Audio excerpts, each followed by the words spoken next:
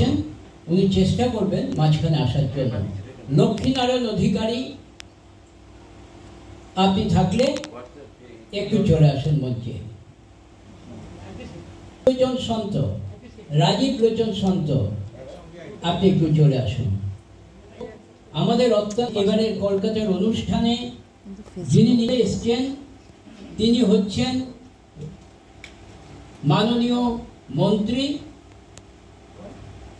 রঞ্জিত কুমার দাস মহাশয়। আমাদের রঞ্জিত কুমার দাস মহাশয়কে অনুরোধ করব এবার ওনাকে স্মারক দেবেন। আমাদের মধ্যে উপস্থিত আছেন অতিথিরা যারা আছেন, আমাদের মধ্যে হেমেন ভট্টাচার্যকে অনুরোধ করব মঞ্চে এসে রেখা চালিয়ে স্মারক প্রদান করা। একটা চেলাং দিয়ে অভিনন্দিত করবেন পরিমল চন্দ্র দাস, আমাদের শ্রীমন্ত শঙ্করদেব কনসাসনেস সোসাইটির প্রেসিডেন্ট পরিমল চন্দ্র দাস মহাশয়।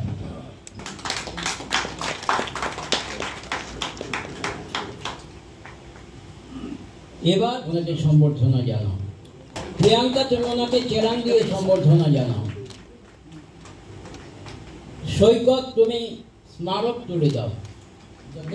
আমরা লক্ষ্মীনারায়ণ অধিকারী মন্ত্রী।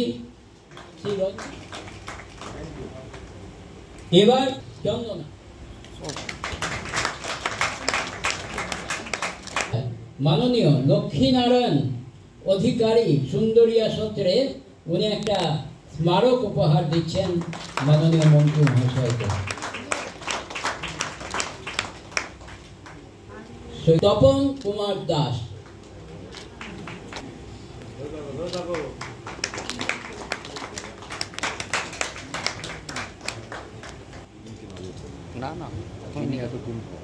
ঠিক আছে, তপন দাস মহাশয়।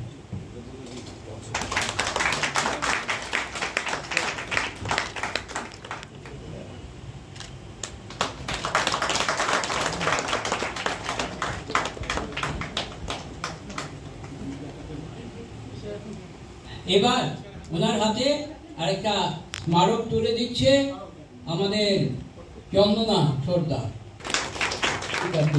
এই সম্মানটা দেওয়া হবে সব। আরে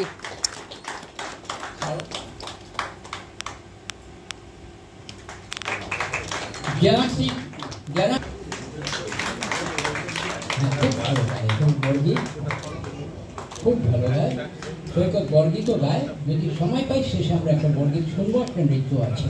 দিতে ইউটিউব 1 মিনিট একটু মৌন।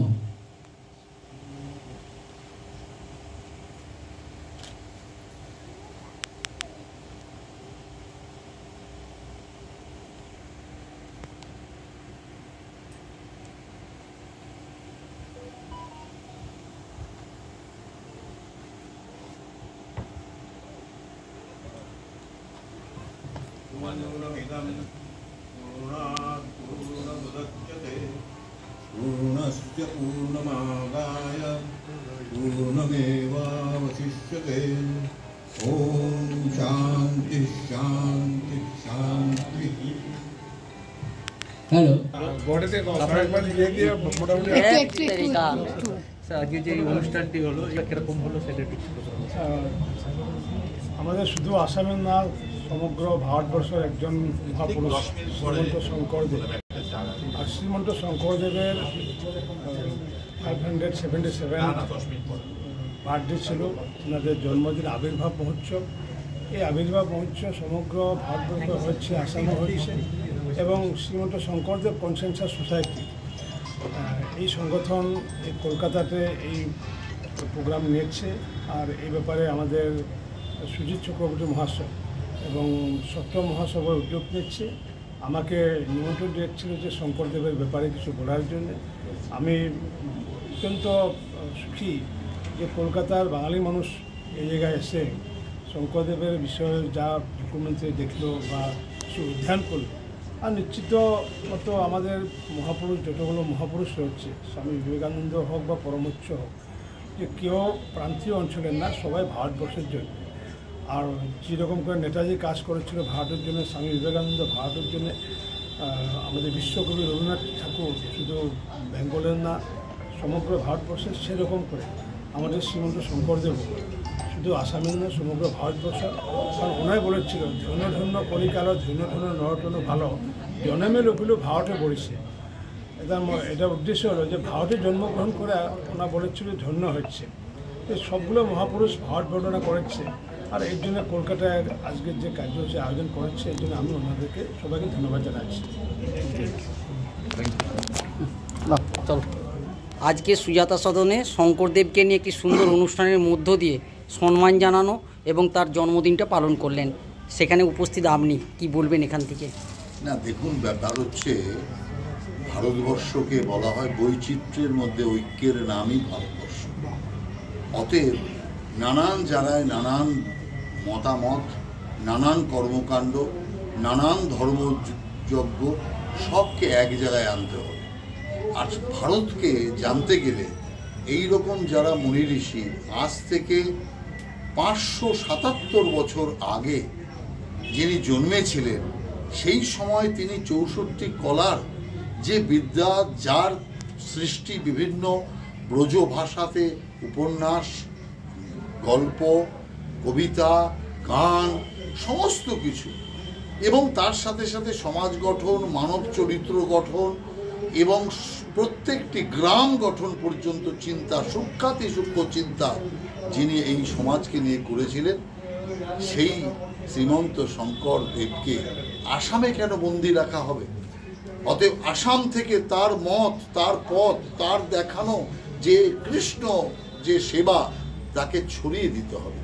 যিনি বলছেন শুধু কৃষ্ণ নাম আর কৃষ্ণ ভজনাই একমাত্র মুক্তির পথ, একমাত্র উত্থানের পথ।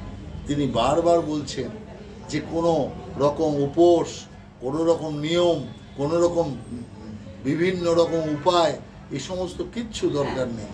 শুধু নাম গান আর কৃষ্ণ নাম একমাত্র উদ্ধারের পথ। অতএব এই যে সহজ রাস্তা মানুষকে দেখিয়েছেন জীবের উদ্ধারের জন্য, আমি এই রকম একজন মানুষের বলা চলা এবং তার দেখানো পথকে আসামের একটা প্রদেশে কেন আটকে থাকবে, সারা দেশ জুড়ে ছড়িয়ে দেওয়া দরকার, মানুষের কাছে ছড়িয়ে দেওয়া দরকার, যাতে মানুষের কল্যাণ হয়, জগতের কল্যাণ হয়, রাষ্ট্র এবং জগতের উন্নয়ন হয়, উদ্ধার। Thank you.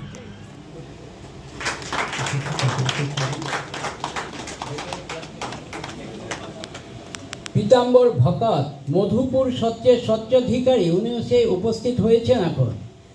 পীতাম্বর ভকত মহাশয়কে অনুরোধ করব একটু মঞ্চে আসার জন্য। পীতাম্বর ভকত।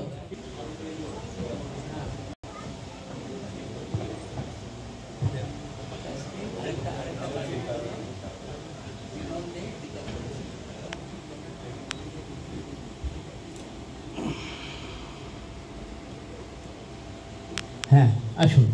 আমাদের মধুপুর সত্যের সত্রাধিকার যিনি পীতাম্বর ভকত মহাশয়, আমার অনেক দিনের পুরনো পরিচিত সম্পর্কিত, তা ওনাকে আজকে আমরা পেয়েছি। উনি আমাদের রেখাচার্য বসুকে একটি চ্যালেঞ্জ দিয়ে উনি সম্মান জানাচ্ছেন।